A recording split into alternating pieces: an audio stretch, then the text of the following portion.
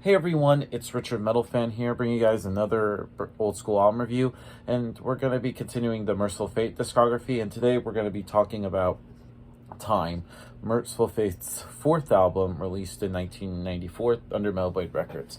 Now this follows up their previous album, which came out a year prior, called In the Shadows, and that was sort of like their comeback album, because for those of you who aren't aware, all two of you, in 1985, Mercyful Fate decided to split up after the legacy of two full-length albums being Melissa and Don't Break the Oath. And then, of course, King Diamond then followed or made his own self-titled band along with Michael Denner and Timmy Hansen. And of course, they've been pretty much were active from 1986 with Veiled Portrait up till like the 90s or so. And King Diamond and Mercyful Fate are pretty much different from each other, where Mercyful Fate focuses on like the strong riffs and melodic instrumentation and synthetic lyrics. King Diamond focuses on being like spooky as possible. A typical Mercyful Fate song, eerie an atmosphere made flesh by the haunting melodies and foreboding lyrics. And then, of course, like 1983, we got their first reunion album from Mercyful Fate entitled In the Shadows. Well, I feel like most people were pleased by it. I feel like hardcore Mercyful Fate fans complained about it's different from like the 80s releases. The most notable difference is, of course, the lyrics, where the satanic lyricism and demonic themes were extremely prevalent in Mercyful Fate releases, are pretty much non-existent on that album, and have been replaced with like songs that are dealt with ghost stories and ancient legends. And then I feel like Time, in my opinion, is like a complete opposite from In the Shadows in any way. Musically, In the Shadows sounds near exactly as like an 80s Mercyful Fate album, but lyrically is differs from their classic releases. But Time, I feel like, ditches sort of like the King Diamond themes and returns to the classic Mercyful Fate era lyrics that and just the albums. And however, musically, it's different from anything they've released. And this time, it's, no pun intended, more noticeably is the songwriting is different this time around. And they decided to go with a more simpler, accessible kind of style of songwriting thing. And I just think it's great. And another thing that sets it apart is its experimentation, and there's a lot of experimentation on this album. No songs sound like the same from one another. I'll just note, like, the production is great, produced by King Diamond and Tim Kingsley. King's voice sounds great. And then the guitar work from Hank Sherman and Michael Denner both come up with some really great riffs. Just really fucking awesome. The bass playing is the first album with Charlie D'Angelo, who of course now plays bass with Arch Enemy. The bass playing is pretty audible, and the drumming from Snowy Shaw is pretty good. So without further ado, and I pretty much rambled on for about 3 minutes, let's just dive into this album track by track. Now, starting things off is Nightmare Be Thy Name. Now, this song pretty much contains everything a Mercyful Fate fan loves. The song features, in my opinion, the best opening of an entire album, but beginning with a distorted kind of like bass intro, which bursts into a very highly memorable riff, and there's like a melodic chanted chorus that is reminiscent of like something from Melissa or Don't Break the Oath, something like similar to in the vein of A Dangerous Meeting off Don't Break the Oath. And the lyrics here are less demonic than those songs on the album, but the chanting of Nightmare Be Thy Name is just as effective.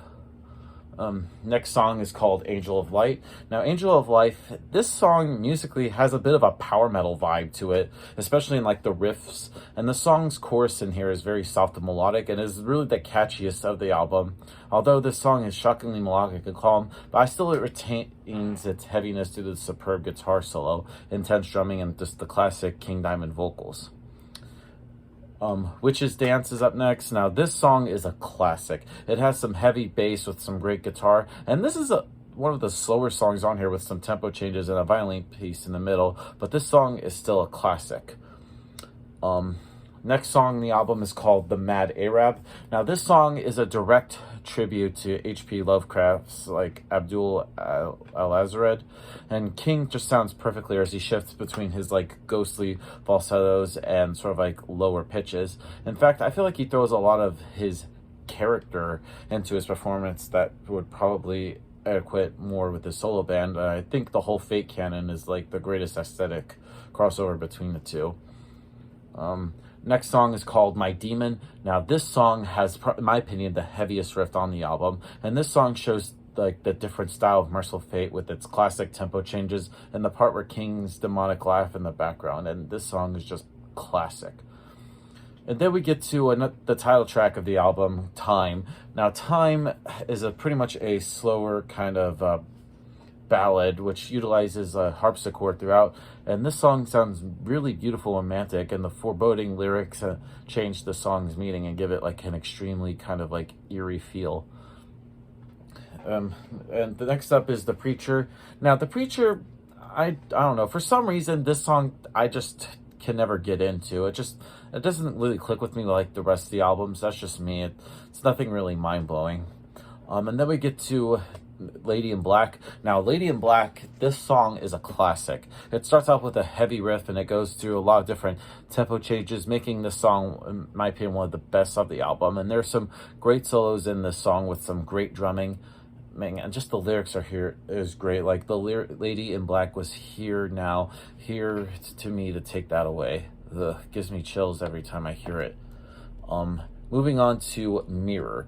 Now Mirror is another slow song with some heavy parts. Again, there's just something about this that makes it classic, and just King has a great vocals in this song and is one of my favorites on this album. Next song on the album is called The Afterlife.